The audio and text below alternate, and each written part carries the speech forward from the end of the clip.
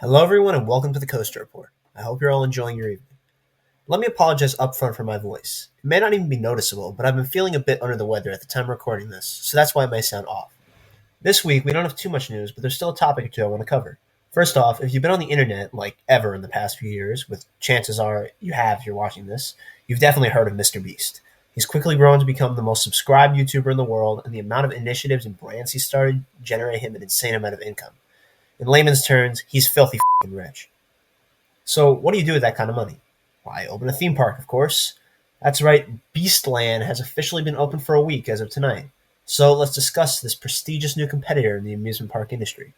I mean, with 500 million people supporting you, the park must be beyond superb, right? Wrong. I think they should change the name from Beastland to Beast Fair. It's got a far more accurate title considering the nature of the park. Based on the little imagery we've got so far, there seem to be no permanent installations in this park.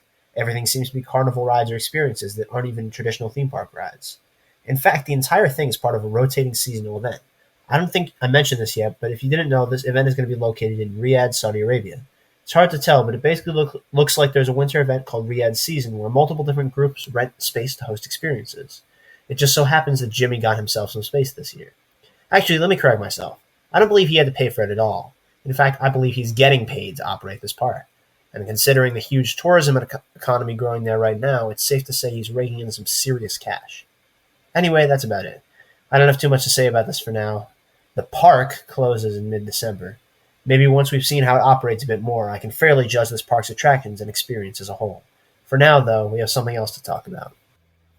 If you haven't been keeping up, earlier this week, SNS unveiled their latest and greatest, the Rail Rider. The new prototype now stands beside the Access Coaster, and it looks great. The easiest way for me to describe this would be a modern take on the steeplechase. If you're not familiar with that model, the steeplechase was a model of roller coaster from around the 1970s, where riders would strap onto single horses mounted on a track, then would use on a race in extremely tame layouts. Low to the ground, little to no banking or drops. However, the big gimmick this had was its single rail. As opposed to most coasters at the time, which used dual rails to guide the train, the steeplechase sat upon only one.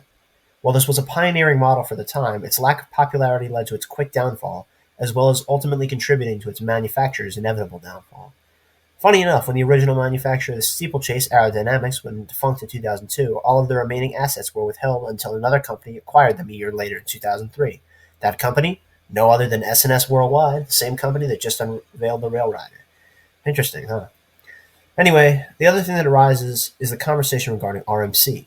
A few years back, RMC appeared to be one of the most promising single-rail manufacturers we could have ever seen.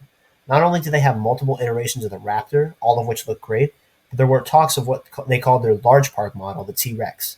Essentially, a full-size roller coaster, but instead of the track being composed of two rails and a spine, the spine was the rail. Also, I say full-size, but we were promised a 500-footer. That's more than full-size. A year or two back, we heard rumors, after years of silence, that one of these would be opening soon somewhere around the world. That was nearly 2 years ago at this point. There's been nothing since. I mean, there's literally videos from 2023 titled, "What Happened to the T-Rex? Will we ever see an RMC T-Rex?" I mean, the lack of information up to this point is brutal. Now, I know I've been talking about single rail coasters, but this got me thinking, what about the Wild Moose? This is another model RMC unveiled a few years ago, but we've yet to hear about these even once. RMC, get your shit together. Alright, that's about all we have for tonight. We're off next week for Thanksgiving, but we'll likely be back right after. This has been the Coaster Report. Have a great night.